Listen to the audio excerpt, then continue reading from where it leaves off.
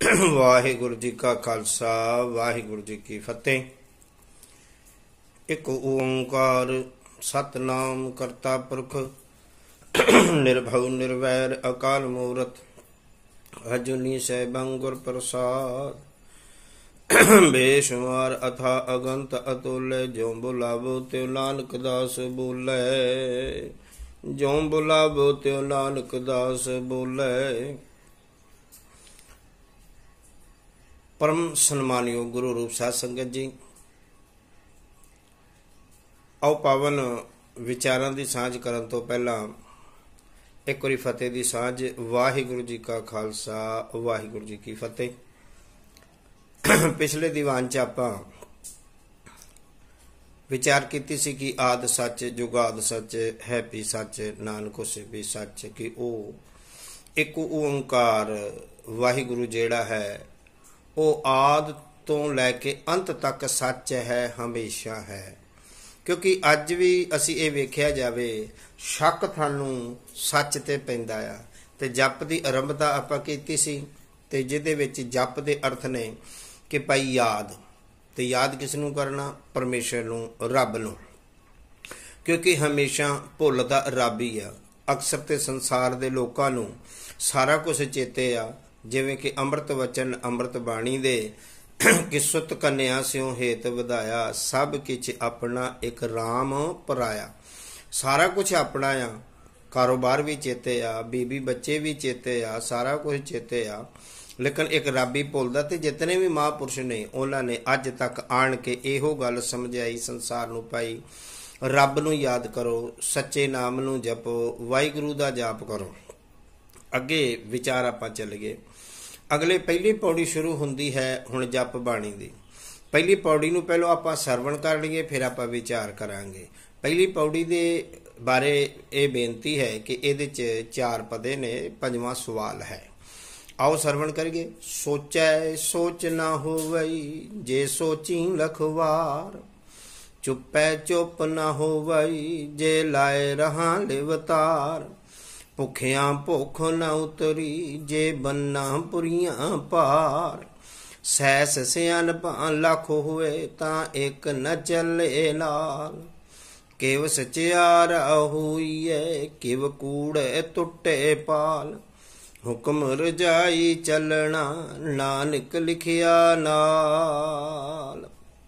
इस पौड़ी दे अंदर जिग्यासु दा सवाल कि हे सच्चे पातशाह मैं सचियार किवें होवां, यानी कि अंदर एक तांग जागी आ, सच दे नाल असीं किवें जुड़ गए। और ये गुरु नानक साहब जी दे वेले क्यों जागी असल विच? हालांकि ये आदकाल तो कि किव सचियारा होइए, किवें सचियार होइए, किवें सच नाल जुड़िए।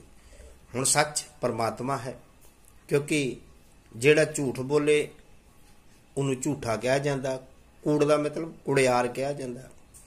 जिहड़ा चोरी करे उन्होंने चोर कहा जाता, जिहड़ा दान करे उन्होंने दानी कहा जाता, जिहड़ा उपकार करे किसी का भला करे उन्होंने उपकारी कहा जाता। इस तरह जिहड़ा सच नाल जुड़िया तो उन्होंने सचियार कहा जाता। और सच्ची गल गुरु ग्रंथ साहिब जी दे अंदर अगे चल के सारा कुछ इहो ही सच की ही गल आ। सच दे इर्द गिर्द ही सारियां बातां होणगियां। इहो सवाल सतगुरु जी बख्शिश करनगे कि किव सचियारा होइए। दूसरे पॉइंट, किव कूड़े टुटे पाल। असल च असीं कूड़ दी पाल, कूड़ दी दीवार च बंद हो गए। बंधन सानू कूड़ दे, ते ये पाल किवें टुटे? ये पहला पाल तोड़दियां फिर सचियार च ऐटोमैटिक हो जाना। जिवें आपां एक कमरे च बंद होइए ते दरवाजा बंद होवे ते निकल नहीं सकते। असल च वो दरवाजा कूड़ दा, झूठा। जिद्दर नूं दरवाजा टुट गया, दरवाजा खुल गया, अगे साडा सच ते आ रहा, सच मिल जाएगा। इसे ढंग दे नाल आलम लोगां ने, महापुरुषां ने, सतपुरखां ने क्या तो कुछ होर सी इस संसार ते, लेकिन इस संसार दे लोकां ने समझिया कुछ हो रहा। मैं फॉर एग्जाम्पल अपने जीवन की भी दसांगा ते इतिहास और गुरबाणी चो भी दसांगा। जिवें ਕਿਹਾ ਜਾਂਦਾ ਕੁਝ ਹੋਰ ਗੱਲ, ਸਮਝਿਆ ਜਾਂਦਾ ਕੁਝ ਹੋਰ ਗੱਲ। ਜਿਵੇਂ ਮੈਂ ਪਹਿਲਾਂ ਥੋੜੀ ਜੀ ਬਾਣੀ ਦੀ ਗੱਲ ਕਰਕੇ ਵਿੱਚ ਆਪਣੀ ਗੱਲ ਕਰਾਂਗਾ, ਫਿਰ ਬਾਣੀ ਦੀ ਗੱਲ ਕਰਾਂਗਾ, ਦ੍ਰਿਸ਼ਟਾਂਤ ਦੇਵਾਂਗਾ ਆਪਣਾ। ਧੰਨ ਗੁਰੂ ਨਾਨਕ ਸਾਹਿਬ ਜੀ ਨੇ ਇਹ ਗੱਲ ਕਹੀ ਸੀ ਕਿ ਜਿਸ ਸੱਚ ਨੂੰ ਤੁਸੀਂ ਲੱਭਦੇ ਜੋ, ਉਹ ਸੱਚ ਨੇ ਟਿਕਣਾ ਕਿੱਥੇ ਆ? ਉਸ ਸੱਚ ਦਾ ਨਿਵਾਸ ਕਿੱਥੇ ਆ? ਉਸ ਸੱਚ ਦਾ ਦੂਸਰਾ ਨਾਮ ਕੀ ਹੈ? ਜਿਹੜਾ ਆਦਿ ਸੱਚ, ਜੁਗਾਦ ਸੱਚ, ਹੈਪੀ ਸੱਚ, ਉਸ ਦਾ ਨਾਂ ਕੀ ਸੀ? ਆਪਾਂ ਪਿੱਛੇ ਪੜਿਆ, ਇੱਕ ਓੰਕਾਰ ਵਾਹਿਗੁਰੂ। ਔਰ ਉਸੇ ਨੂੰ ਹੋਰ ਨਾਵਾਂ ਦੇ ਨਾਲ ਵੀ ਜਾਣਿਆ, ਜਿਵੇਂ ਅਨੇਕਾਂ ਨਾਮ ਨੇ। ਜਪਜੀ ਸਾਹਿਬ ਦੇ ਅੰਦਰ ਅੱਗੇ ਚੱਲ ਕੇ ਗੱਲ ਕੀਤੀ ਆ ਕਿ ਜੇਤਾ ਕੀਤਾ ਤੇਤਾ ਨਾਮ। ਹੁਣ ਉਹਦੇ ਵਿੱਚੋਂ ਪ੍ਰਭੂ ਦਾ ਨਾਮ ਹੁੰਦਾ, ਪ੍ਰਭ ਨਾਮ, ਹਰੀ ਨਾਮ, ਪ੍ਰਭ, ਹਰੀ, ਬੀਠਲ, ਸਤਨਾਮ। ਇਸੇ ਤਰ੍ਹਾਂ ਅੱਲਾ, ਵਾਹਿਗੁਰੂ, ਬੇਅੰਤ ਨਾਮ ਨੇ ਉਹਦੇ। ਤੇ ਲੇਕਿਨ ਉਹ ਜਿਹੜਾ ਸੱਚ ਹੈ, ਉਹ ਸੱਚ ਹੈ ਜਿਹੜਾ, ਉਹਨੇ ਆਣ ਕੇ ਕਿੱਥੇ ਬੈਠਣਾ? ਜਿਸ ਜਗ੍ਹਾ ਤੇ ਬੈਠਣਾ ਉਹਦੀ ਸਾਫ਼ ਸਫਾਈ ਚਾਹੀਦੀ ਹੈ। ਹੁਣ ਆਪਾਂ ਵੇਖਦੇ ਹਾਂ ਕਿ ਅਕਸਰ ਇਹ ਮੰਨਤ ਆ ਲੋਕਾਂ ਦੀ ਕਿ ਸਾਡੇ ਘਰ 'ਚ ਕੋਈ ਫੰਕਸ਼ਨ ਹੋਵੇ ਤੇ ਪ੍ਰਾਹੁਣਾਚਾਰੀਆਂ ਨੇ, ਮਹਿਮਾਨਾਂ ਨੇ, ਗੈਸਟਾਂ ਨੇ ਆਉਣਾ ਆ, ਤੇ ਅਸੀਂ ਆਪਣੇ ਘਰ ਦੀ ਸਫਾਈ ਬੜੇ ਜ਼ੋਰਾਂ ਸ਼ੋਰਾਂ ਨਾਲ ਕਰਦੇ। ਹਰ ਕੋਈ ਕਹੇਗਾ ਭਾਈ ਤੁਹਾਡੇ ਘਰ ਫੰਕਸ਼ਨ ਹੈ ਤੇ ਤੁਸੀਂ ਆਪਣੇ ਘਰ ਦੀ ਸਫਾਈ ਕਰੋ। ਔਰ ਜਦੋਂ ਕਿਸੇ ਨੇ ਆਉਣਾ ਹੋਵੇ ਉਦੋਂ ਸਫਾਈ ਕਰੀਦੀ ਹੈ। ਹੁਣ ਕਿਸੇ ਨੇ, ਸਿਆਣੇ ਨੇ ਕਹਿ ਦਿੱਤਾ ਕਿਸੇ ਨੂੰ ਕਿ ਭਾਈ ਤੁਸੀਂ ਆਪਣੇ ਘਰ ਦੀ ਸਫਾਈ ਕਰੋ।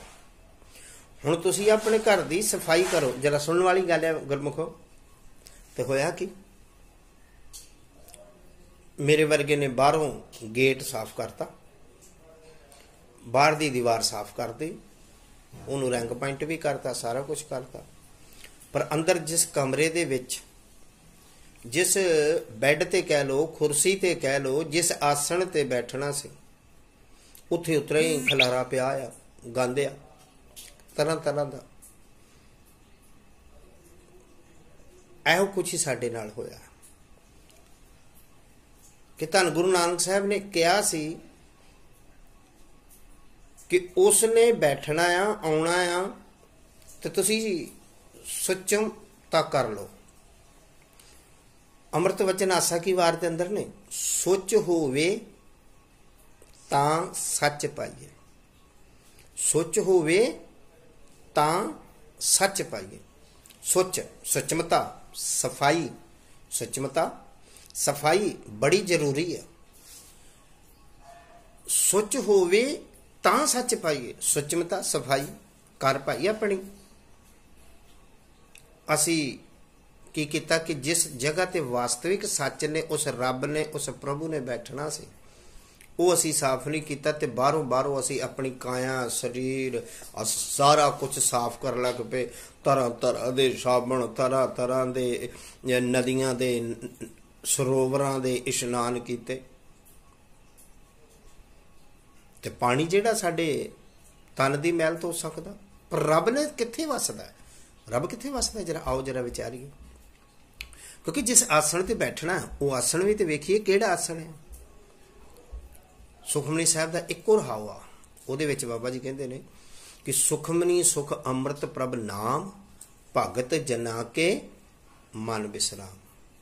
ਸੁਖਮਨੀ ਸੁਖ ਅੰਮ੍ਰਿਤ ਪ੍ਰਭ ਨਾਮ, ਭਗਤ ਜਨਾ ਕੇ ਮਨ ਬਿਸਰਾਮ। ਇਸੇ ਤਰ੍ਹਾਂ ਉਸ ਨਾਮ ਨੇ, ਉਸ ਸੱਚ ਨੇ ਇਸ ਹਿਰਦੇ, ਇਸ ਮਨ ਵਿੱਚ ਬੈਠਣਾ ਸੀ। ਲੇਕਿਨ ਅਸੀਂ ਮਨ ਸਾਫ਼ ਨਹੀਂ ਕੀਤਾ। ਮਨ ਮੈਲੇ ਦਾ ਮੈਲਾ ਆ, ਉਹ ਵਿਕਾਰਾਂ ਨਾਲ ਭਰਿਆ। ਅਸੀਂ ਤਨ ਸਾਫ਼ ਕਰਨ ਲੱਗ ਪਏ। ਜਿਵੇਂ ਕਿਸੇ ਨੇ ਕਿਹਾ ਸੀ ਆਪਣੇ ਘਰ ਦੀ ਸਫਾਈ ਕਰੋ, ਮਹਿਮਾਨਾਂ ਨੇ ਆਉਣਾ। ਉਹ ਸੱਚੇ ਮਹਿਮਾਨ ਨੇ, ਸੱਚੇ ਸੱਜਣ ਨੇ ਜਦੋਂ ਆਉਣਾ ਸੀ, ਅਸੀਂ ਬਾਹਰ ਦੀ ਸਫਾਈ, ਤਨ ਦੀ ਸਫਾਈ ਤਾਂ ਬਹੁਤ ਕੀਤੀ, ਸੱਚ ਦੀ ਸੁਚਮਤਾ, ਤਨ ਦੀ ਸੁਚਮਤਾ ਤੇ ਬਹੁਤ ਕੀਤੀ, ਲੇਕਿਨ ਹਿਰਦੇ ਦੀ, ਇਸ ਮਨ ਦੀ ਅਸੀਂ ਸੁਚਮਤਾ ਵੱਲ ਧਿਆਨ ਹੀ ਨਹੀਂ ਦਿੱਤਾ, ਸਫਾਈ ਵੱਲ ਧਿਆਨ ਹੀ ਨਹੀਂ ਦਿੱਤਾ। ਮੈਂ ਗੱਲ ਕਰ ਰਿਹਾ ਸਾਂ ਆਪਣੀ ਗੱਲ ਕਰਕੇ मैं विश्राम देवांगा तो अगे चलांगा। एक दिन काफ़ी साल हो गए ने कानपुर गए प्रचार करते हुए, उत्थे भाई बन्नू जी गुरुद्वारा साहब है GT रोड ते, आप बन्नू जी का गुरुद्वारा वेखोगे, उत्थे कुछ प्रबंधक सी, कुछ बजुर्ग ते कुछ नौजवान। तो मैनू एक बजुर्ग बाबा कहता भाई साहब जी, मैं कहा हाँ जी, इत्थे ना भाई बन्नू की भीड़ है, जिहड़ी हथ लिखत बन्नू जी लैके गए सी ते वो संभाली हुई है। मैं बहुत अच्छी गल है जी, मैनूं दर्शन करवा दो। तो मैं तुहाडा धन्नवादी। तो मैं एक साखी सुणाती। वो साखी किहड़ी जी? वो साखी कलगीधर पातशाह जी के जीवन नाल जुड़ी हुई, मसंदां दी। मैं मसंद लोग भाई सुथरा शाह वाली, सुथरा शाह बड़ा नाटकी ढंग दे नाल ज्ञान दिंदे सी। मसंद लोग भेटावां लैके आउंदे सी गुरु पातशाह वास्ते, तो कुछ आप रख लेंदे सी, कुछ गुरु पातशाह नूं दिंदे सी। ते ये पता लगा सुथरे नूं, ते सुथरे ने एक ना, और इत्थों तक कि गुरु पातशाह को खाली हथ किसी नूं जाण नहीं सी देंदे। मसंद जिहड़े विच बैठे सी विचोले, अज भी कुछ ऐसे हैगे ने।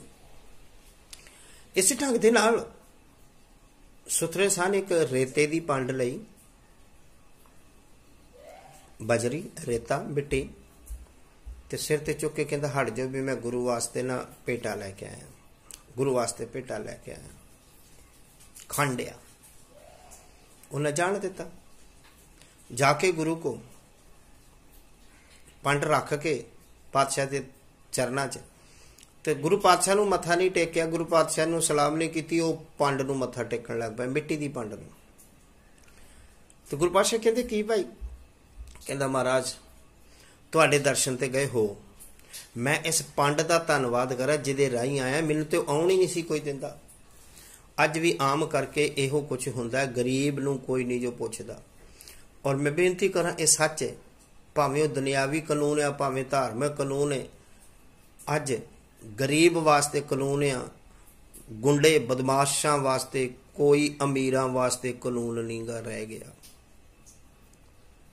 केवल गरीब वास्ते कानून रह गया, शरीफ बंदे वास्ते कानून रह गया, सराफत का कानून रह गया, बाकी कोई कानून नहीं रह गया। इस ढंग दे नाल उस वक्त भी ये कुछ हो रहा सी। वो कहंदा महाराज मैं इहदे राही तुहाडे दर्शन कर रहा, जे ये पंड ना हुंदी ते मैं तुहाडे दर्शन नहीं सा कर सकदा, मैनूं तो कोई आउण ही नहीं सी दिंदा गरीब नूं। मैं साखी सुनाई तो वो नाल ही मैं कहा बाबा जी दर्शन तो मैं बीड़ साहब दे कर लवांगा जिहड़ी बन्नू वाली आ, पहले मैं तुहाडा धन्नवाद करा एक पंड दी न्याई कि तुहाडे राही मैं दर्शन कर लवांगा, नहीं तो आम लोग तो दर्शन ही नहीं करन दिंदे। हुण गल ते मैं ये कही सी कि पंड दी, लेकिन वो समझ गया कि मैनूं किते मसंद कहता, लै तुसीं सानूं मसंद कहंदे जो, वो मेरे नाल झगड़न लग पिया। ऐसे ढंग नाल जिवें दो मिसालां दित्तियां कि किहा जांदा कुछ ते समझिया जांदा कुछ। धन गुरु नानक साहब ने भी ये गल कही सी कि सोच होवे तां सच पाइए, यानी कि सफाई करो भाई अपने घर दे, जिथे सज्जना ने आण के बैठना तो वह सज्जन साडे हिरदे च बैठदा, वो साडे मन दे विच। हुण मन की सफाई तां इस संसार ने कीती नहीं, तन की सफाई करनी पैगी। तो इस करके पहली पौड़ी की विचार आपां पहले भाग दे विच अज इत्थों तक दोहरा के ते अगली विचार फिर अगले विचार दीवान च करांगे। कि एक बार सरवण करिए पहली पौड़ी का पहला पदा। सोचै सोच ना होवई जे सोची लखवार, तू लखां वारी भावें अपने तन की सुचमता कर ला सजना, तेरी अंदर सुचमता, तेरी अंदर की सफाई नहीं होनी। क्योंकि गुरु पातशाह जी के पावन शब्दां दा आसीस है कि तन धोते मन अच्छा ना होई।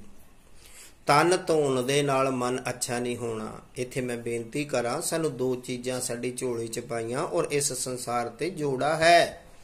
ਜਿੱਥੇ ਇੱਕ ਤਨ ਤੇ ਦੂਸਰਾ ਮਨ ਹੈ, ਇਸੇ ਤਰ੍ਹਾਂ ਇੱਕ ਬਾਣੀ ਤੇ ਇੱਕ ਪਾਣੀ ਹੈ।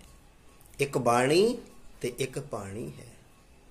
ਪਾਣੀ ਸਾਡੇ ਤਨ ਦੀ ਮੈਲ ਧੋਵੇਗਾ, ਬਾਣੀ ਸਾਡੇ ਮਨ ਦੀ ਮੈਲ ਧੋਵੇਗੀ, ਨਾਮ ਸਾਡੇ ਮਨ ਦੀ ਮੈਲ ਧੋਵੇਗਾ।